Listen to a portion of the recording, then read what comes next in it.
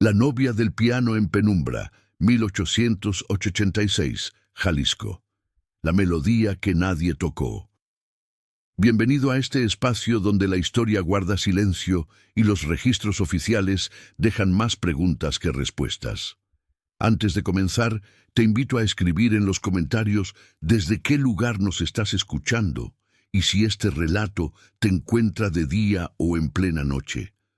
Nos interesa saber hasta dónde llegan estas historias y en qué momento del tiempo vuelven a cobrar vida. En este canal exploramos casos reales, desapariciones y misterios ocurridos en distintas ciudades de México. Relatos que fueron ocultados, ignorados o simplemente olvidados con los años. Si te atraen las historias oscuras basadas en hechos reales y quieres seguir descubriendo estos archivos silenciados, suscríbete al canal y activa la campana para no perderte ninguno de nuestros relatos. Ahora sí, acompáñanos en esta historia. La novia del piano en penumbra, 1886, Jalisco. La melodía que nadie tocó. Capítulo 1. La música que no debía sonar. El piano empezó a tocar solo. No fue un acorde accidental, no fue el viento moviendo las teclas. Fue una melodía completa, reconocible, tocada con una precisión que no podía venir de ningún instrumento que se toca a sí mismo. Una melodía que los invitados a la boda de Isabel Garza Villaseñor escucharon primero con confusión, luego con silencio, y finalmente con el tipo de inmovilidad que produce el miedo cuando llega disfrazado de algo que no se entiende. Pero no todos los que estaban en ese salón esa noche de septiembre de 1886 reaccionaron con confusión. Hubo 3 personas que al escuchar las primeras notas de esa melodía se pusieron pálidas de una manera que no tenía nada que ver con el asombro. Era el tipo de palidez que produce el reconocimiento. La palidez de quien escucha algo que creía enterrado para siempre y que acaba de encontrar la manera de volver. Esas 3 personas eran la madre de la novia, la hermana mayor de la novia y el hombre con quien Isabel Garza acababa de casarse horas antes. Lo que esa melodía significaba para cada uno de ellos y lo que la noche reveló cuando el silencio después de la música se hizo insoportable, es la historia que vamos a contar hoy. Una historia de Jalisco, del año 1886, de un piano que tocó sin manos, de una mujer que guardó un secreto durante años y de la noche en que ese secreto encontró su propia voz. Capítulo 2. Isabel Garza Villaseñor. ¿Quién era la novia? Isabel Garza Villaseñor tenía 21 años la noche de su boda. Era la segunda hija de don Aurelio Garza Peñalosa, un comerciante de telas establecido en la ciudad de Lagos de Moreno, en el oriente de Jalisco, y de la señora Petra Villaseñor de Garza, una mujer que en la ciudad era conocida tanto por su carácter fuerte como por su devoción religiosa, 2 cualidades que en ella no se contradecían, sino que se reforzaban mutuamente. Lagos de Moreno en 1886 era una ciudad de tamaño mediano, próspera dentro de los límites de lo que el comercio regional y la ganadería del Bajío podían ofrecer. Era una ciudad conocida en Jalisco por sus familias de letras. Había producido escritores y poetas que circulaban en los ambientes culturales de Guadalajara y de la capital, y por sus iglesias, que eran muchas y que marcaban el ritmo de la vida cotidiana con una regularidad que nadie cuestionaba. En esa ciudad, en esa familia, Isabel era la hija del medio, no la mayor, que era Consuelo de 27 años, ya casada y con 2 hijos, no la menor, que era Remedios de 16, todavía en casa, Isabel era la del medio, lo cual en el orden de las familias de la época significaba que era la que menos atención directa recibía y la que más espacio tenía para desarrollar su propio mundo interior sin que nadie se lo impidiese o lo supervisase demasiado de cerca. Ese mundo interior de Isabel era considerablemente más rico y más complicado de lo que su familia imaginaba.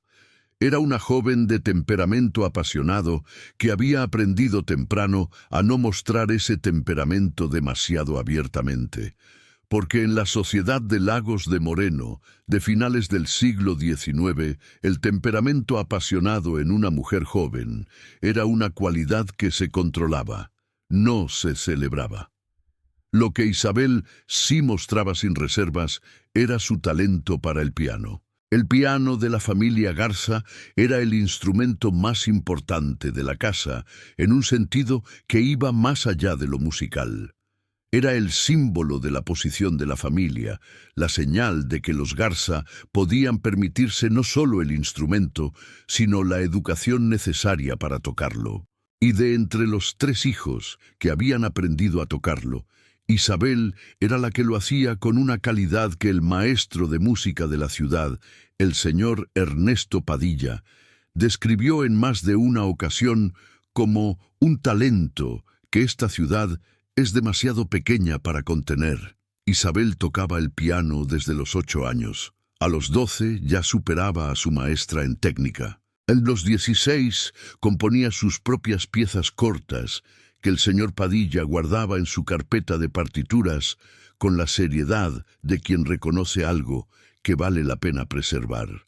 Y a los 18 había ocurrido algo que cambió la relación de Isabel con el piano, con la música y con su propia vida, de una manera que sus padres no supieron completamente hasta la noche de la boda. Capítulo 3. El maestro que llegó a Lagos. La historia que comenzó 3 años antes.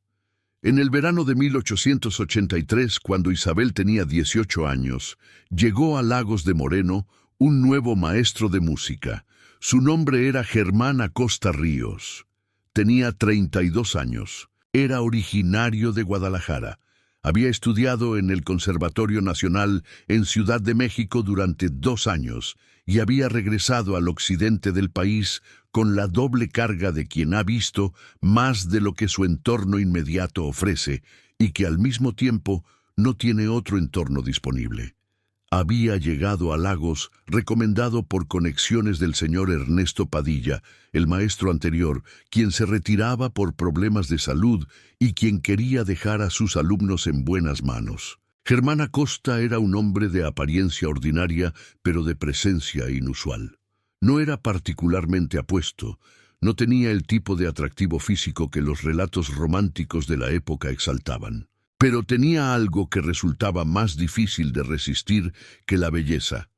Tenía la capacidad de escuchar la música que otra persona hacía con una atención tan completa, tan desprovista de juicio inmediato, que quien tocaba ante él sentía que por primera vez alguien escuchaba no solo las notas, sino lo que había detrás de las notas.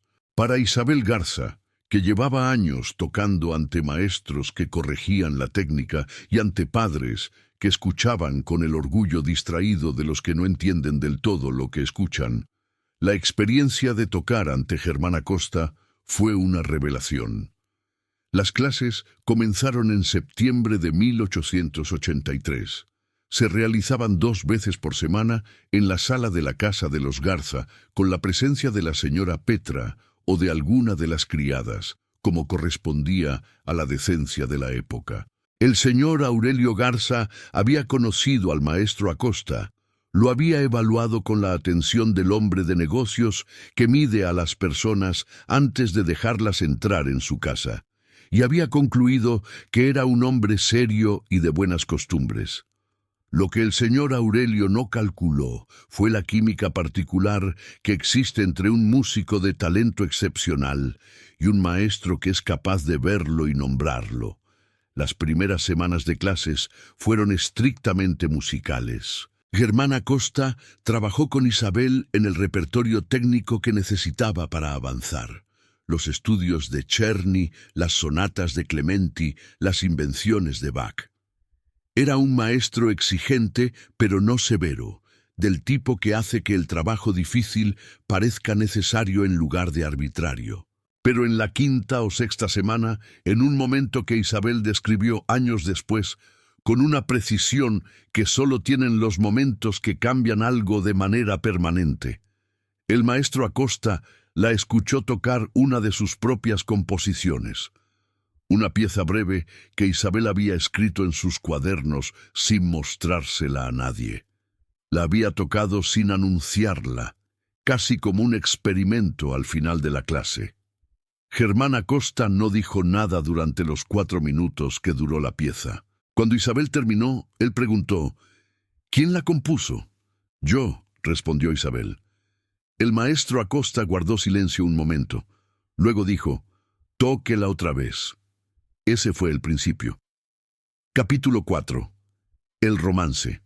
Lo que creció entre las notas. Lo que se desarrolló entre Isabel Garza y Germán Acosta durante el año y medio que siguió a ese momento no fue inmediato ni tormentoso en el sentido de los grandes romances de la literatura de la época. Fue algo más lento, más construido, más peligroso precisamente porque se desarrolló en la superficie de algo completamente legítimo, las clases de música. Las clases eran el marco.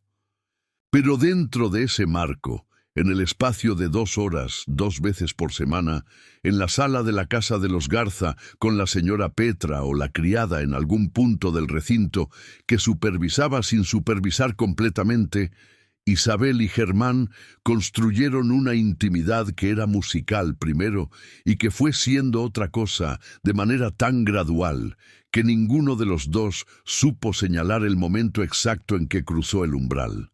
Hablaban de música, hablaban de los compositores que Isabel había aprendido a amar y de los que Germán conocía de primera mano por sus años en el conservatorio.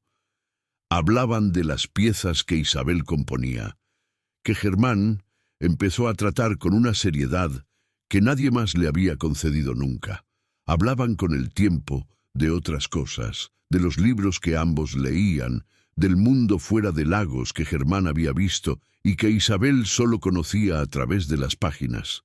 Un día de diciembre de 1883, después de que la criada que supervisaba la clase fue llamada a otra parte de la casa por un asunto doméstico que la retuvo más tiempo del habitual, Germán Acosta le dijo a Isabel, con la voz tranquila de quien ha pensado mucho en lo que va a decir antes de decirlo, lo que usted compone no debería quedarse en estos cuadernos. No tengo manera de que salga de ellos, respondió Isabel. No ahora, dijo él. Pero habrá una manera. No era una promesa. Era algo más parecido a una declaración de intención compartida.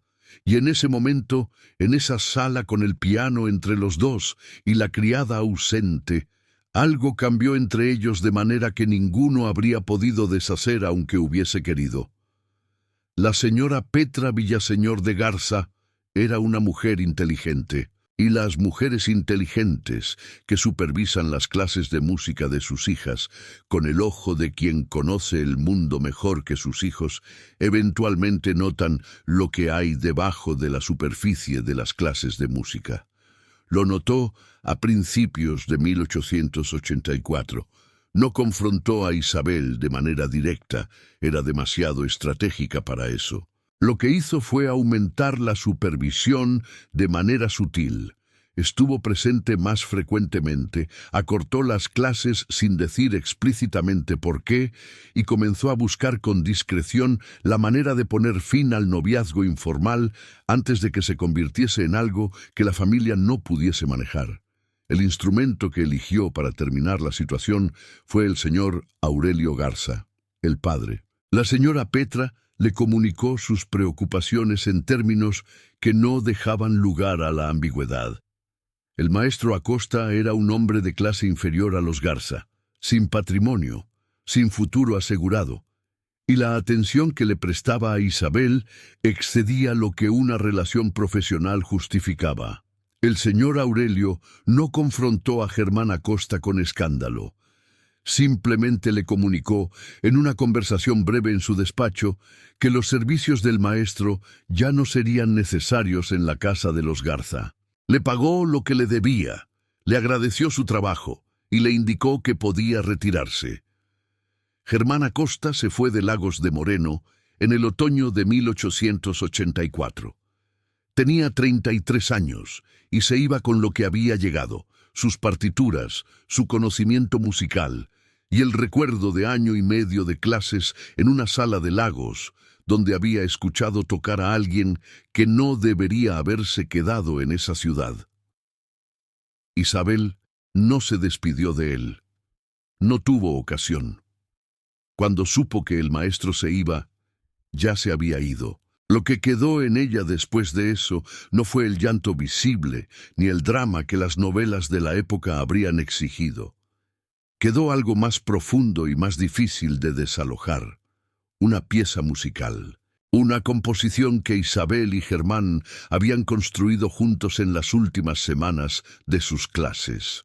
Una pieza que nunca había sido tocada ante nadie más, que existía solo en los cuadernos de Isabel y en la memoria de los dos, y que se convirtió en el único objeto concreto de algo que nunca llegó a ser completamente lo que podría haber sido.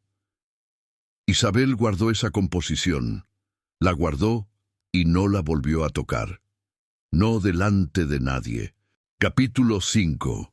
El novio. ¿Cómo llegó Bernardo Ruiz a la vida de Isabel? 2 años después de que Germán Acosta se fuera de Lagos, en el verano de 1886, Bernardo Ruiz Mendoza entró en la vida de Isabel Garza. Bernardo tenía 28 años. Era el hijo mayor de una familia de ganaderos del municipio de San Juan de los Lagos, a unos 30 kilómetros de Lagos de Moreno. Era un hombre alto, de complexión fuerte, de pocas palabras, pero de gestos directos. No era el tipo de hombre que cautiva con el ingenio o con la conversación. Era el tipo de hombre que transmite solidez, permanencia, la sensación de que lo que está a su lado no va a moverse aunque el mundo cambie. No era músico. No leía más de lo que los negocios requerían. No tenía ninguna relación especial con el arte, ni con ninguna de las cosas que habían sido importantes en la vida interior de Isabel durante los años anteriores.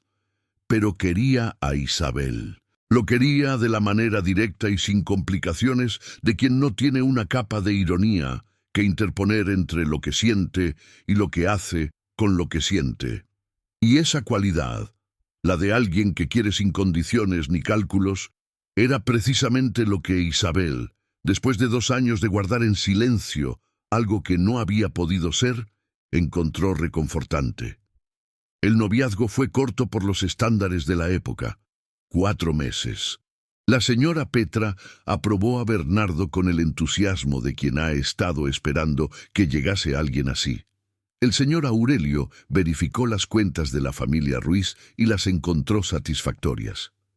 El compromiso se anunció en julio de 1886. La boda fue fijada para el 11 de septiembre del mismo año. Isabel aceptó el compromiso sin la alegría desbordante que la señora Petra habría preferido ver y sin la resignación oscura que habría preocupado a su padre. Lo aceptó con la serenidad de quien ha tomado una decisión que considera razonable y que no va a buscar más de lo que la decisión puede dar. Nadie en la familia Garza sabía que en los cuadernos de Isabel, en el fondo del baúl de madera donde guardaba sus composiciones, había una partitura que no era completamente suya y que nunca había sido tocada en público. Nadie, excepto la hermana mayor. Consuelo sabía, no todo, pero lo suficiente. Y eso, como vamos a ver, fue suficiente para que la noche de la boda se convirtiese en lo que fue.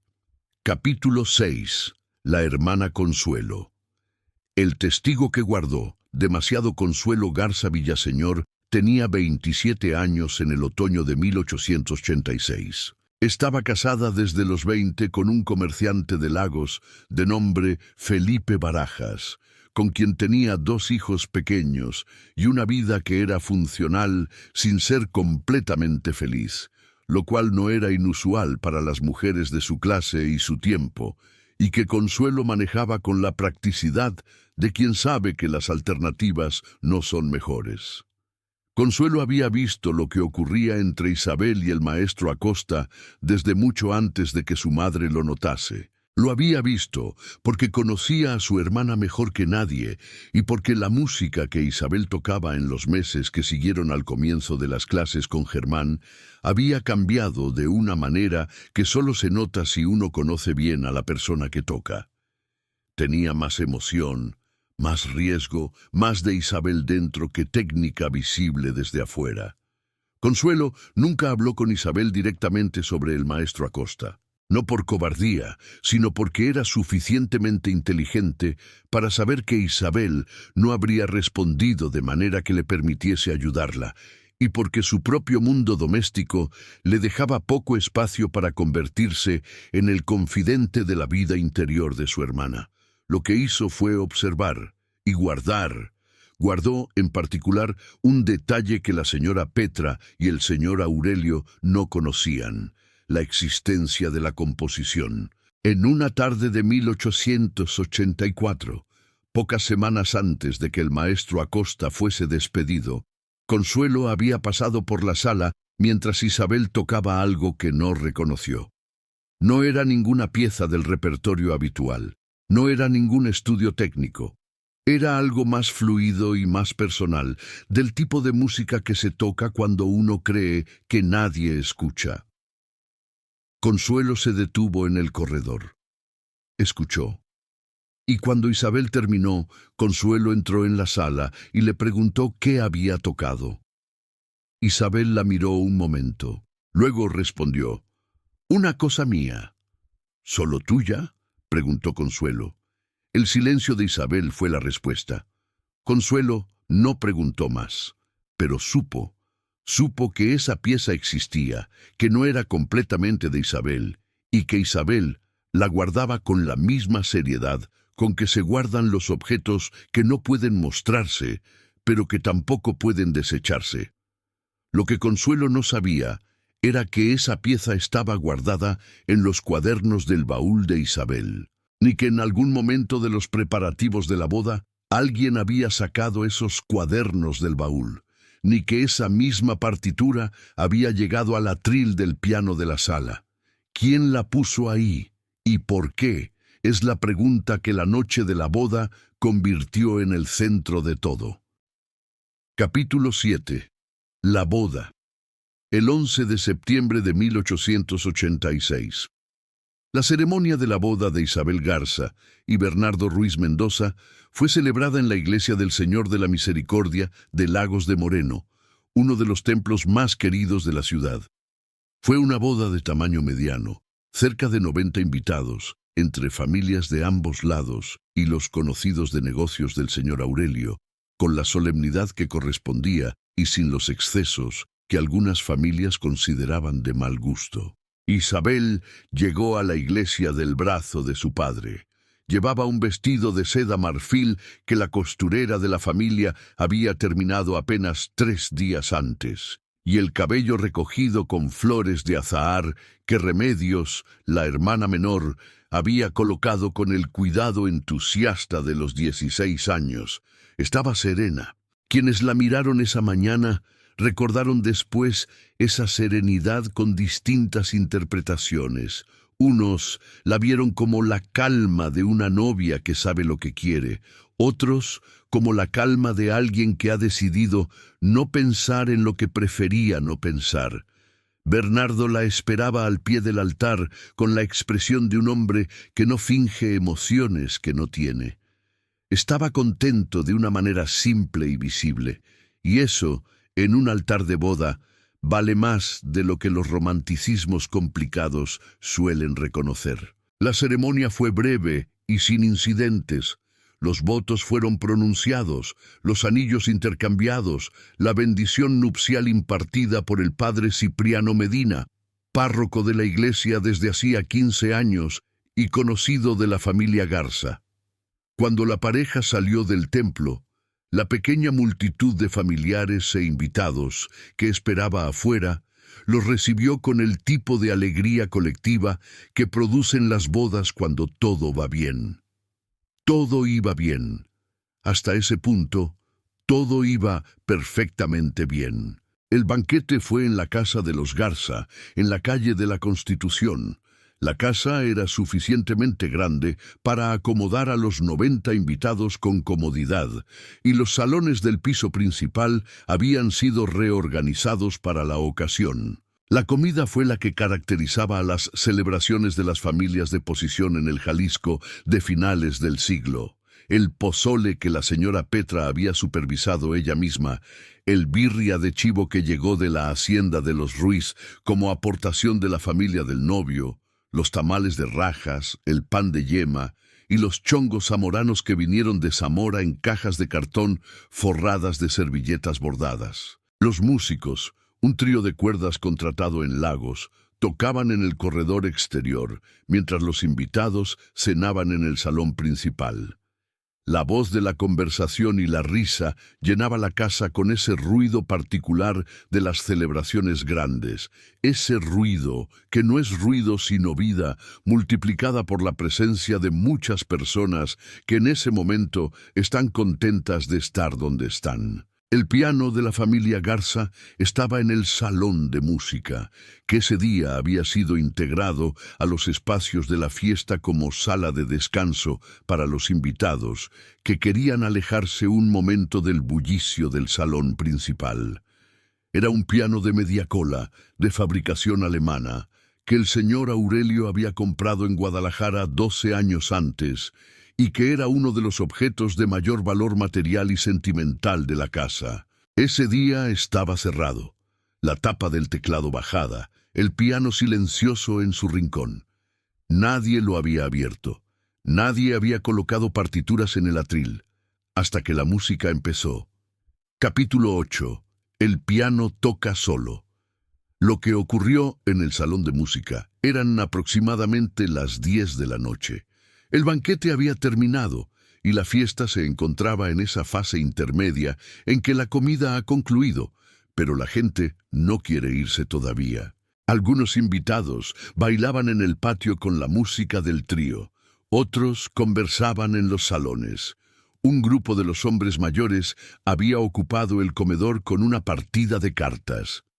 Isabel y Bernardo estaban en el salón principal, rodeados de familiares que no terminaban de despedirse. Era el tipo de situación que cualquier pareja recién casada conoce, el deseo de que la noche avance hacia el momento en que la casa se vacíe, mezclado con la gratitud por las personas que están ahí y con la imposibilidad de apurarlas sin parecer descortés. Fue en ese momento cuando la música empezó a llegar desde el salón de música. Las primeras notas llegaron como algo que podía ignorarse. Quizás alguien había abierto el piano y estaba tocando algo espontáneo para entretener a un grupo. Eso ocurría en las fiestas.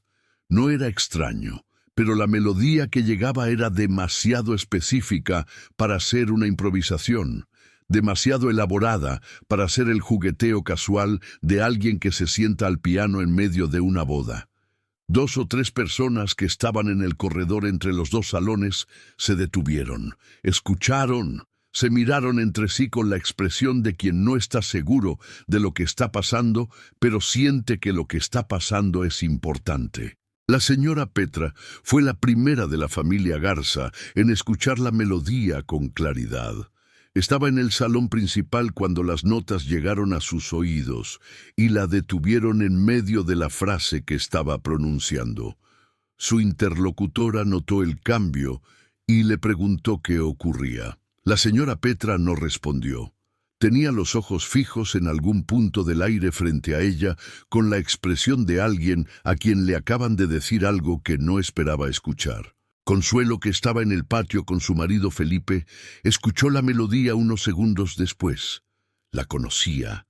La había escuchado solo una vez, años atrás, en el corredor frente a la sala de música, y sin embargo la recordaba con la precisión de las cosas que se escuchan cuando la atención está completamente presente. Se levantó de su silla sin decir nada a Felipe y caminó hacia el interior de la casa. Y Bernardo Ruiz Mendoza, el novio, que estaba de pie junto a Isabel en el salón principal, cuando la música llegó con suficiente claridad para distinguir la melodía, se puso pálido. No fue la palidez del susto ni la del asombro. Fue la palidez del reconocimiento, la palidez de alguien que escucha algo que creía que no existía y que de repente existe, a todo volumen, en el salón de música de la casa de su suegro, en su propia noche de bodas. Isabel lo notó, lo miró, y en ese momento, antes de que ninguno de los dos hubiese dicho una palabra, algo en la expresión de Bernardo le dijo lo que necesitaba saber. Él conocía esa melodía. Capítulo 9. El salón de música. Lo que encontraron. Adentro. El grupo que se dirigió hacia el salón de música en los siguientes minutos se formó de manera espontánea, como se forman los grupos alrededor de los enigmas. Primero 1, luego 2, luego 5, luego la mitad de los invitados que estaban en el interior de la casa. Lo que encontraron cuando empujaron la puerta del salón de música fue esto: el piano abierto, la tapa del teclado levantada, en el atril una partitura que nadie recordaba haber colocado ahí, y las teclas moviéndose. No había nadie sentado al piano. El banquito estaba vacío. Las teclas se hundían y subían solas, produciendo la melodía que había llegado hasta los salones de la fiesta con la precisión de algo tocado por manos expertas. Los testimonios de los que estaban presentes en ese momento son, como todos los testimonios de eventos que la razón no puede acomodar fácilmente, una mezcla de lo que vieron y de lo que creyeron ver.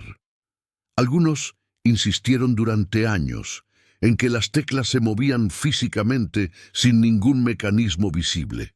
Otros, con el paso del tiempo y la distancia que da el tiempo, comenzaron a sugerir que quizás hubo algo que no vieron, que alguien estaba detrás del piano o debajo del piano, o que el mecanismo interno del instrumento producía el efecto.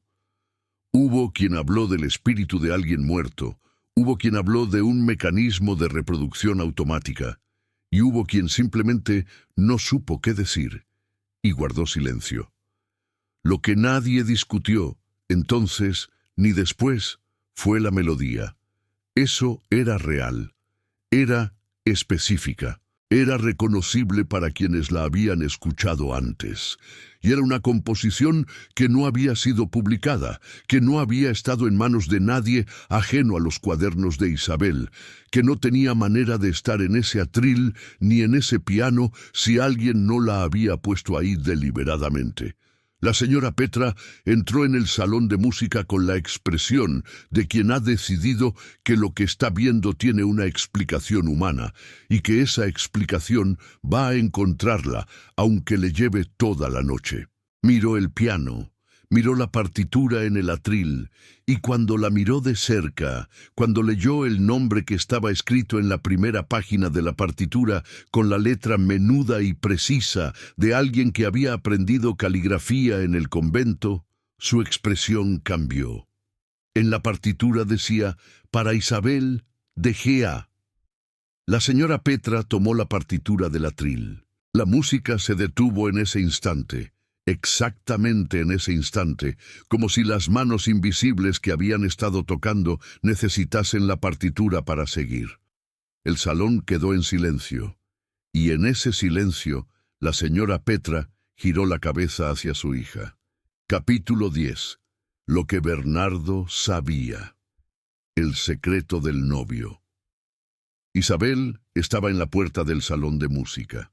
Había entrado después de los otros. O quizás era más correcto decir que los otros habían entrado antes que ella, porque ella no había podido moverse durante los primeros segundos después de reconocer la melodía. Cuando vio la partitura en manos de su madre, cuando vio las iniciales en la portada que su madre leyó en voz alta sin querer, cuando escuchó el silencio que siguió, miró a Bernardo. Bernardo estaba de pie junto a la ventana del salón de música, separado del grupo, con los brazos cruzados y la expresión del hombre que ha decidido que lo que está a punto de decir no tiene manera de decirse bien, y que por lo tanto lo mejor es decirlo directamente. «Lo conozco», dijo Bernardo, y no necesitó aclarar a quién se refería, porque en ese salón, en ese momento, todos los que importaban sabían de quién hablaba. Isabel lo miró. «¿Desde cuándo?» «Desde hace un año», dijo Bernardo. «Un año». El noviazgo había durado 4 meses, lo que significaba que Bernardo había sabido de Germán Acosta, de la composición, de lo que había habido entre Isabel y el maestro, antes de pedirle que se casase con él. La señora Petra no dijo nada en ese momento. El señor Aurelio, que había llegado al salón de música tarde, cuando ya había suficientes personas apretadas en el espacio para que el calor fuese perceptible, tampoco dijo nada todavía. Estaban procesando. Todos en ese salón estaban procesando a distintas velocidades y con distintos grados de información lo que estaban escuchando. «¿Quién te lo dijo?», preguntó Isabel. Bernardo tardó un momento. Luego miró a Consuelo. Consuelo estaba de pie junto a su marido Felipe, que no entendía nada de lo que estaba ocurriendo, pero que tenía la inteligencia suficiente para guardar silencio. La expresión de Consuelo cuando Bernardo la miró no fue de culpa exactamente. Fue de algo más parecido a la resignación de quien sabía que este momento iba a llegar y que había apostado a que llegara de otra manera. «Consuelo», dijo Isabel, no como pregunta, como constatación. Capítulo 11. La hermana que habló. ¿Por qué Consuelo le dijo a Bernardo? Consuelo Garza Villaseñor había conocido a Bernardo Ruiz un mes antes de que él conociese a Isabel. Había sido en casa de unos amigos comunes, en una reunión social a la que ella había asistido con Felipe y que Bernardo había frecuentado por razones de negocios con el padre de los anfitriones. No había entre Consuelo y Bernardo ningún tipo de relación romántica. Eso es importante establecerlo desde el principio. Lo que había era algo más complicado y más difícil de juzgar. Consuelo había visto en Bernardo a un hombre que le parecía adecuado para su hermana. Y antes de que el noviazgo fuese una posibilidad real, en el mismo contexto de esa primera reunión social, le había dicho algo que en ese momento parecía una advertencia bien intencionada. Le había dicho que su hermana Isabel era una mujer extraordinaria, pero que tenía en su pasado una situación que él debería conocer si pensaba acercarse a ella seriamente. No le había dado todos los detalles. Consuelo tampoco los tenía todos, pero le había dicho lo suficiente. El maestro de música, el año y medio de clases, la composición, la ruptura forzada por los padres. Bernardo había escuchado todo esto con la expresión del hombre que procesa información sin mostrar lo que siente mientras la procesa. Luego había preguntado una sola cosa. ¿Sigue en contacto con él? No, había respondido Consuelo. Él se fue y no volvió. Bernardo había guardado silencio durante un momento. Luego había dicho, «Gracias por decirme». Y había seguido adelante con el noviazgo, con el conocimiento de esa historia, sin decírsela a Isabel, sin decírsela a los padres de Isabel, sin decírsela a nadie más. La había guardado como se guardan las cosas que se saben y que se decide no usar mientras no sean necesarias. Lo que Consuelo no sabía era la parte que hacía que la historia fuese más oscura de lo que ella había calculado. Bernardo no solo sabía de Germán Acosta. Bernardo había buscado a Germán Acosta. Capítulo 12. Lo que Bernardo hizo con lo que supo. En el mes de mayo de 1886, 3 meses antes de su compromiso con Isabel y 5 meses antes de la boda, Bernardo Ruiz Mendoza viajó a Guadalajara. Era un viaje de negocios habitual. Compraba ganado en los mercados de Guadalajara 2 o 3 veces al año. Pero en ese viaje hizo algo que no tenía que ver con el ganado. Buscó a Germán Acosta Ríos. No fue difícil encontrarlo. Los círculos musicales de Guadalajara eran pequeños, y el nombre de un maestro de música formado en el conservatorio, que ahora daba clases en la capital de Jalisco, era conocido entre quienes frecuentaban esos círculos. Bernardo preguntó en los lugares adecuados, y en 3 días tenía la dirección de la Academia de Música donde Germán daba clases. Se presentó ahí una tarde, sin anuncio, y pidió hablar con el maestro Acosta en privado. Lo que ocurrió en esa conversación entre los dos hombres es uno de los puntos de la historia donde los testimonios son más escasos, porque ninguno de los dos habló de ella de manera completamente directa durante los años que siguieron. Pero sus efectos son suficientemente claros para que la naturaleza de lo que se dijo pueda reconstruirse con razonable precisión. Bernardo le dijo a Germán Acosta que estaba planeando comprometerse con Isabel Garza de Lagos de Moreno, que sabía lo que había habido entre ellos, que eso no cambiaría sus planes, pero que necesitaba saber una cosa: si Germán tenía alguna intención de regresar a la vida de Isabel de alguna manera. Germán respondió, según lo que él mismo contaría años después a la persona que reconstruyó esta historia, con una honestidad que en ese momento le costó, que no tenía intención de interferir, que lo que había habido entre él e Isabel había sido real para él, pero que entendía que pertenecía a un mundo que no era el suyo, que Isabel merecía la vida que podía darle alguien como Bernardo, no la vida incierta de un maestro de música sin patrimonio, que se retiraría y que no habría ningún problema. Bernardo le creyó, o decidió creerle. Lo que Bernardo no le dijo a Germán, y que fue el error más grave de toda la cadena de errores que llevó a la noche del piano, fue lo que hizo antes de irse de Guadalajara. Visitó la Academia de Música donde Germán daba clases, con el pretexto de ver las instalaciones, y en el escritorio de la sala de trabajo del maestro vio la partitura. La composición que Isabel y Germán habían construido juntos, con las iniciales G.A. en la portada, con la dedicatoria para Isabel. Bernardo la copió, no la robó. Hizo una copia con el papel y la pluma que encontró en el escritorio mientras Germán estaba fuera de la sala un momento. Era una copia imperfecta, hecha con la rapidez del que no sabe bien lo que está copiando, pero suficientemente completa para ser reconocible. Esa copia era la partitura que había aparecido en el atril del piano la noche de la boda. Alguien la había colocado ahí. La pregunta era ¿quién? Y la respuesta a esa pregunta iba a cambiar completamente el significado de todo lo que había ocurrido esa noche. Capítulo 13.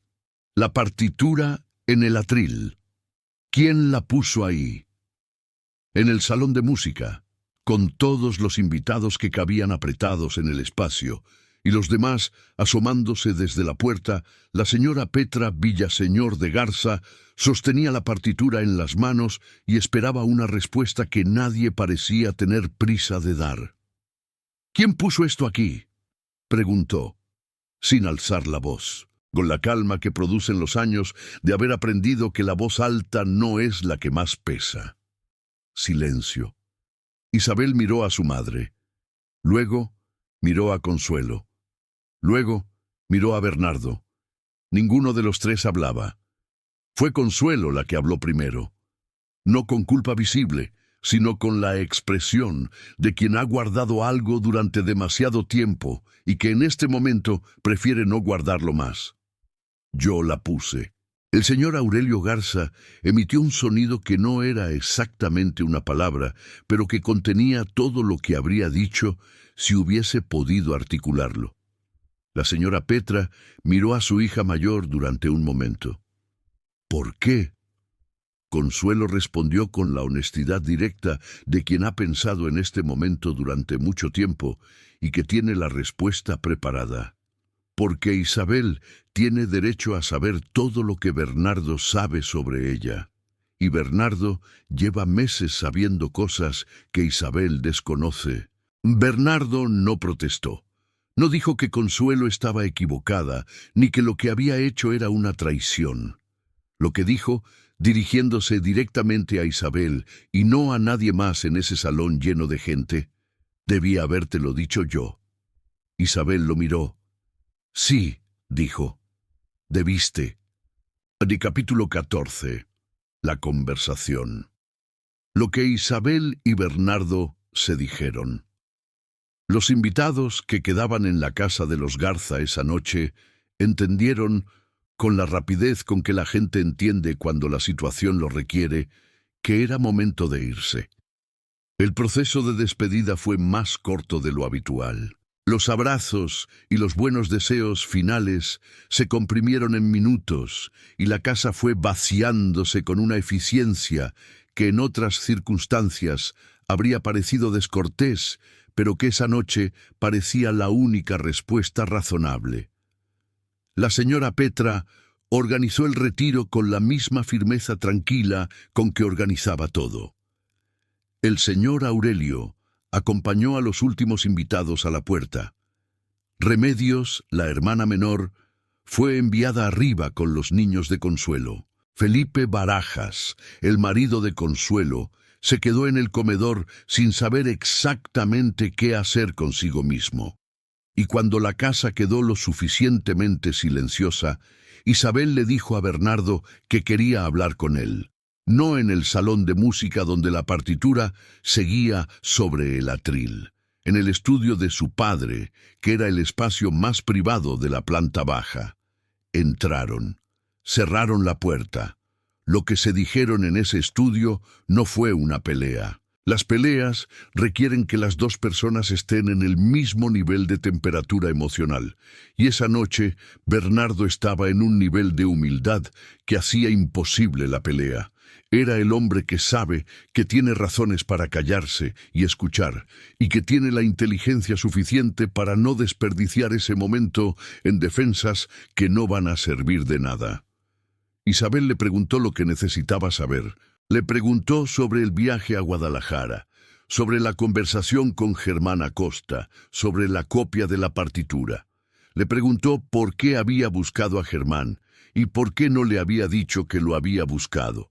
Le preguntó si había decidido casarse con ella, sabiendo lo que sabía porque la quería o porque quería asegurarse de que ese pasado estuviese controlado. Bernardo respondió a cada pregunta.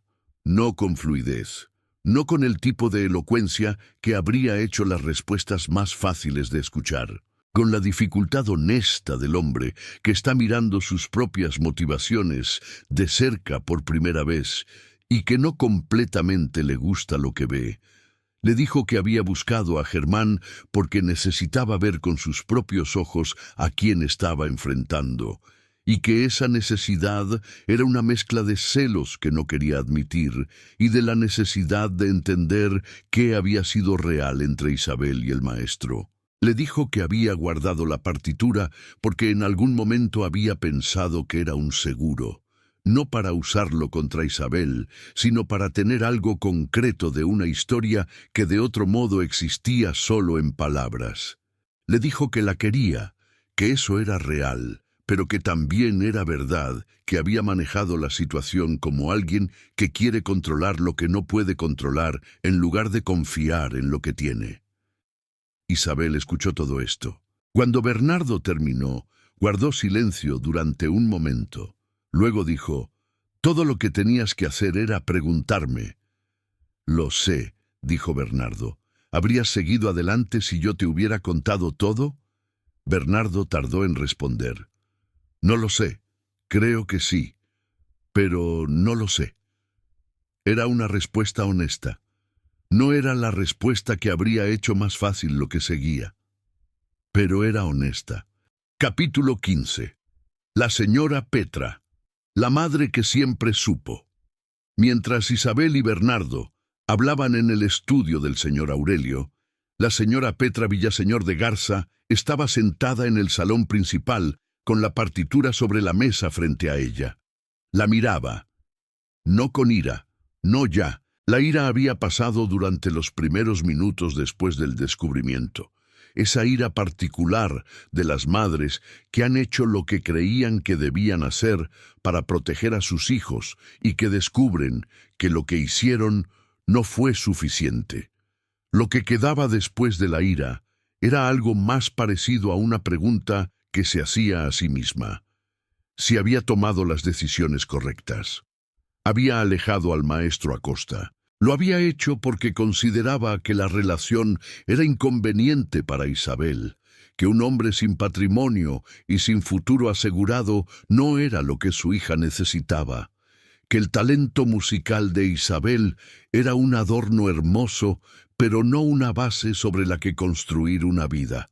Había tomado esa decisión sin hablar con Isabel, porque hablar con Isabel habría implicado reconocer que había algo que hablar, y reconocer eso habría hecho la situación más difícil de manejar. ¿Había tomado la decisión correcta? La señora Petra se lo preguntó esa noche con la honestidad que solo es posible cuando nadie más está mirando, y la respuesta que encontró no fue la que habría dado en público. No lo sabía. Había tomado la decisión que en ese momento le pareció la más prudente para el bienestar de su hija, y quizás lo había sido. Pero al tomarla sin consultar a Isabel, al tratarla como un problema que resolver, en lugar de una persona que invitara a su propia historia, había creado las condiciones para que la historia no terminara, sino que se guardara en un cuaderno y esperara su momento. Las historias guardadas en los cuadernos siempre esperan su momento. El señor Aurelio entró al salón y se sentó junto a su esposa.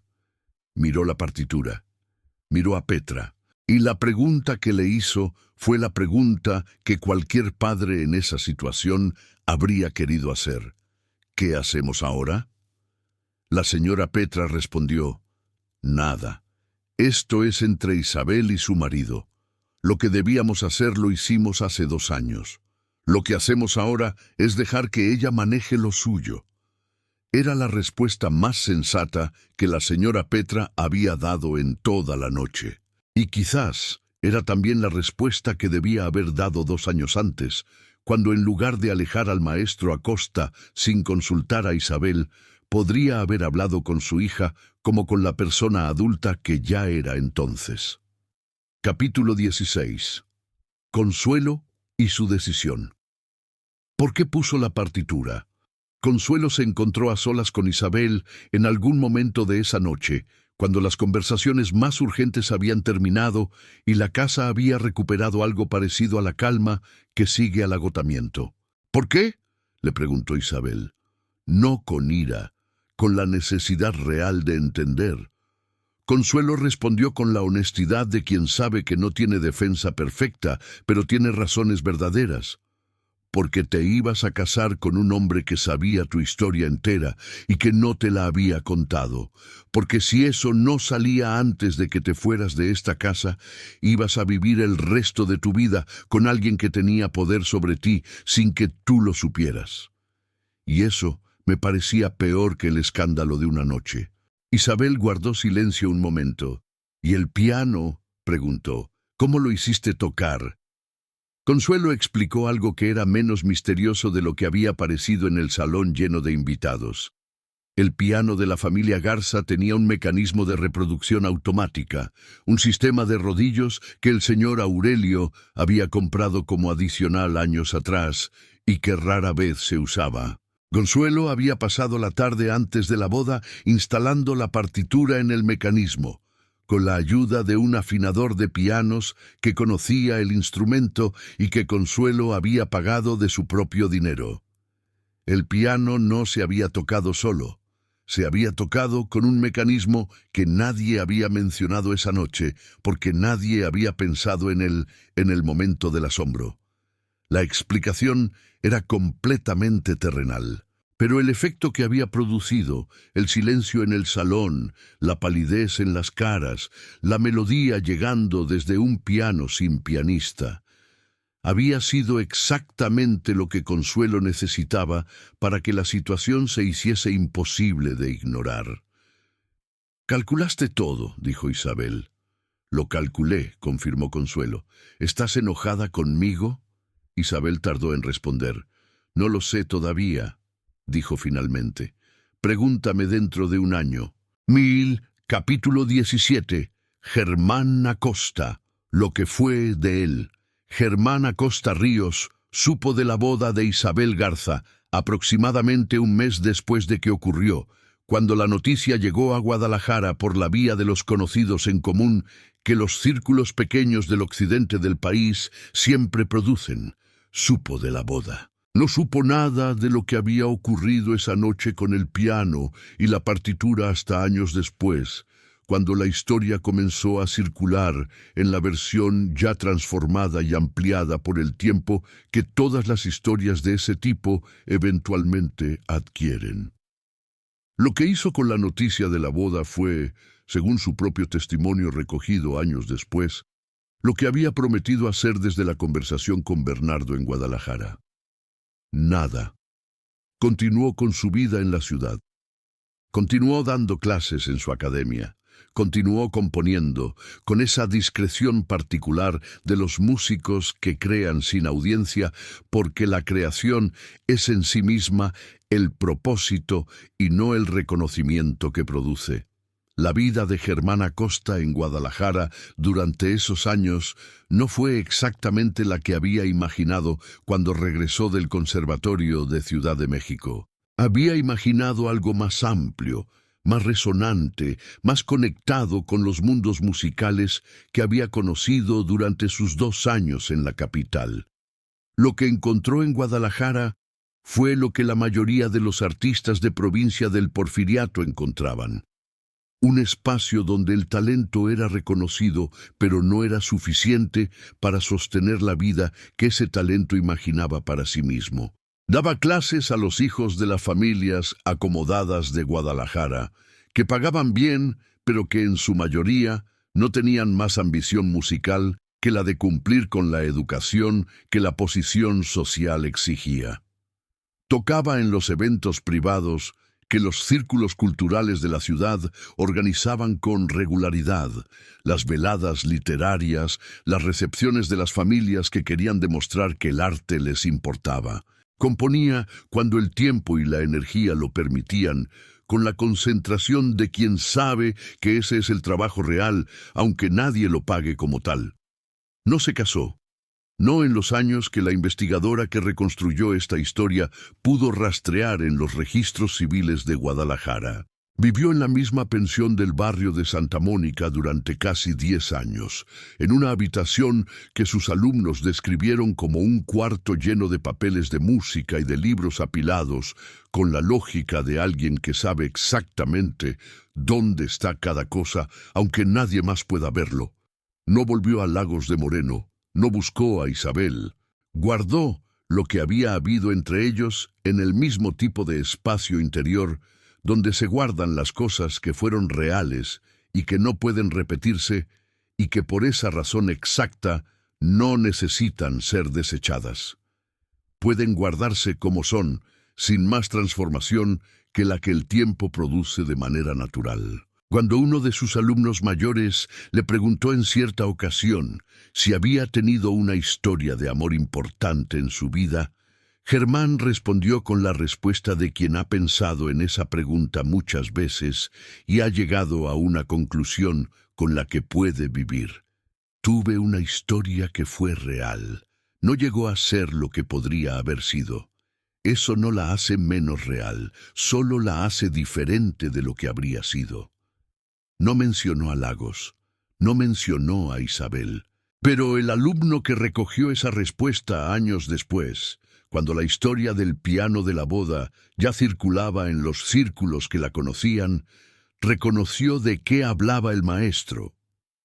En 1892, 6 años después de la boda de Isabel, Germán Acosta publicó en Guadalajara una colección de composiciones para piano bajo el título de Piezas del Bajío. Era una colección de 6 piezas, cada una dedicada a un lugar o a un recuerdo de sus años en el oriente de Jalisco. La última de las 6 piezas no tenía dedicatoria explícita. Se llamaba simplemente Para L. Una inicial que ningún lector de esa colección podría identificar con certeza. Quienes conocían la historia, y eran muy pocos, sabían que la L no era una inicial de nombre. Era la primera letra de Lagos. Capítulo 18. Isabel y Bernardo.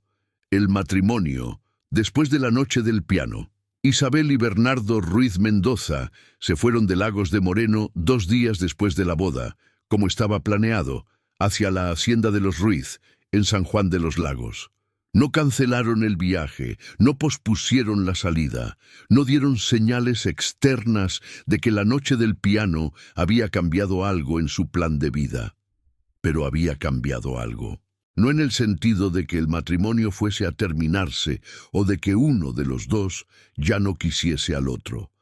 El cambio era más sutil y más permanente. Era el fin de la versión incompleta de la historia que los dos habían estado viviendo hasta esa noche, y el comienzo de la versión completa, que era más difícil, pero también más real. Isabel le había dicho a Bernardo, en el estudio de su padre, que tenía 3 condiciones para que el matrimonio pudiese ser lo que ambos querían que fuese. La primera era que nunca más hubiese entre ellos información que uno poseyese y el otro no.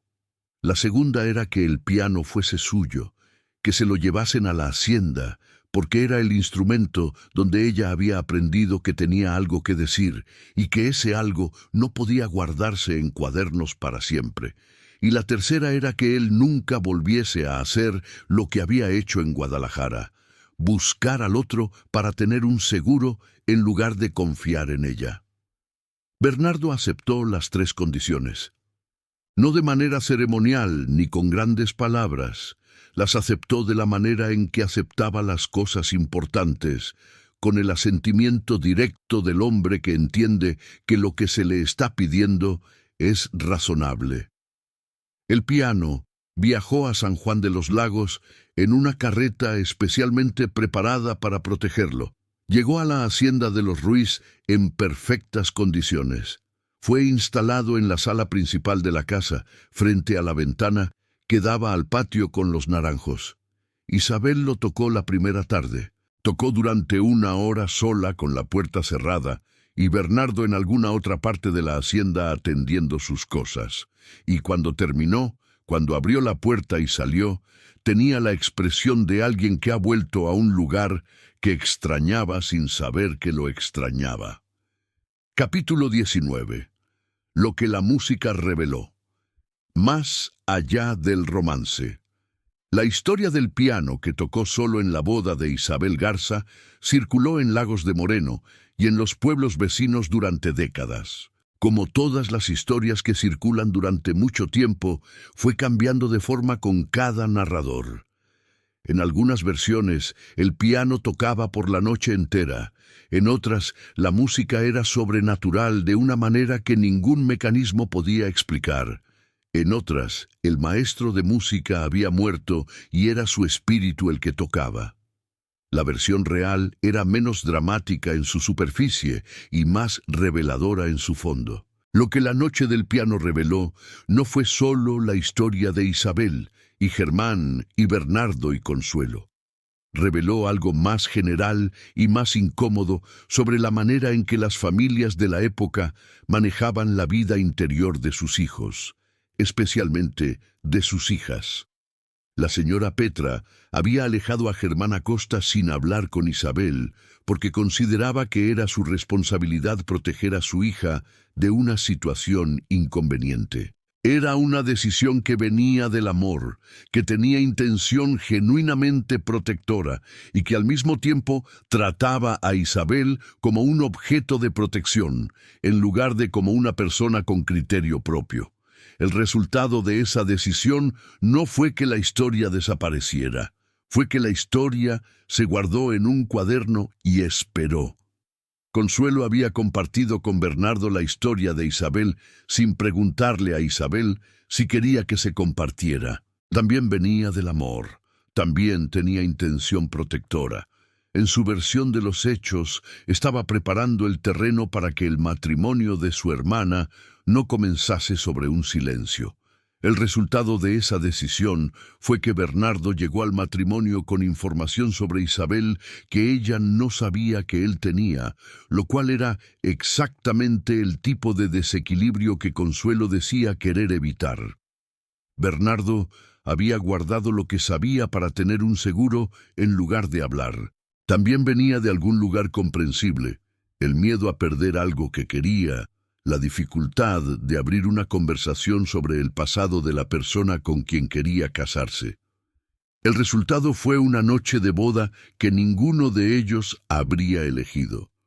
3 personas que querían a Isabel, 3 decisiones tomadas sin consultarla, y una mujer que terminó la noche de su boda sabiendo más sobre su propia historia de lo que sabía cuando la noche empezó, gracias al mecanismo de reproducción automática de un piano alemán y a la determinación de su hermana mayor. Eso fue lo que la música reveló. No la historia de un romance, la historia de una mujer a quien la gente que la quería seguía tratando como el objeto de la historia en lugar de su protagonista. Vea capítulo 20. Reflexiones finales. El piano y lo que quedó. Isabel Garza Villaseñor vivió en la hacienda de San Juan de los Lagos durante los 22 años siguientes. Tuvo 4 hijos con Bernardo, 2 varones y 2 mujeres. Enseñó a los 4 a tocar el piano con la seriedad de alguien que sabe que la música no es un adorno, sino un idioma, y que ese idioma tiene cosas que decir que ningún otro puede decir de la misma manera. Compuso durante esos años. No de manera pública, no con el propósito de publicar o de que el mundo lo supiera. Compuso porque necesitaba hacerlo, porque había cosas que entendía mejor cuando las entendía en notas que cuando las entendía en palabras. Sus cuadernos de composición se llenaron en esos años con piezas que su hija mayor, Eugenia, heredó y preservó, y que décadas después llegaron a manos de la investigadora que reconstruyó esta historia. La composición que había escrito con Germán Acosta, la que Consuelo había instalado en el mecanismo del piano la noche de la boda, la que la señora Petra había quitado del atril con sus propias manos, estaba entre las piezas preservadas. Tenía en la portada la dedicatoria original, para Isabel, de G.A. Y debajo, escrito con una letra diferente y posterior, una segunda línea que solo podía haber sido añadida por Isabel misma, y de mí, para lo que fue y no necesita ser otra cosa. Bernardo Ruiz Mendoza murió en 1911, a los 52 años, de una fiebre que el médico de San Juan de los Lagos no pudo controlar a tiempo. Isabel sobrevivió a su marido por 17 años. Murió en 1928, en la misma hacienda donde había llegado como novia, con 73 años y los cuadernos llenos de música que nadie más que ella había necesitado escuchar para que valiese la pena escribirla. El piano alemán, que había tocado solo en la noche del 11 de septiembre de 1886, estuvo en esa hacienda hasta el final. Lo usaron 4 hijos, varios nietos, y una mujer que nunca dejó de tener cosas que decirle. El mecanismo de reproducción automática dejó de funcionar en algún momento de los primeros años del siglo XX. Nadie lo reparó. Ya no hacía falta. Si esta historia te llegó de alguna manera, te invito a dejar tu opinión en los comentarios. ¿Crees que Consuelo hizo lo correcto al poner la partitura en el piano aquella noche? ¿O piensas que no era su decisión tomar? Y Bernardo, ¿fue un hombre que cometió un error que reconoció? ¿O piensas que lo que hizo en Guadalajara revela algo más oscuro sobre cómo veía a Isabel? Me interesa mucho saber qué piensas. Si eres nuevo en este canal, aquí contamos las historias que el tiempo enterró y que merecen ser recordadas, los casos y las tragedias del México del siglo XIX que revelan quiénes eran las personas detrás de los apellidos y los registros. Si este tipo de historia te interesa, suscríbete y activa las notificaciones para no perderte los próximos relatos. Y si conoces a alguien a quien le gustaría este contenido, comparte el video. Gracias por estar aquí. Nos vemos en el próximo capítulo.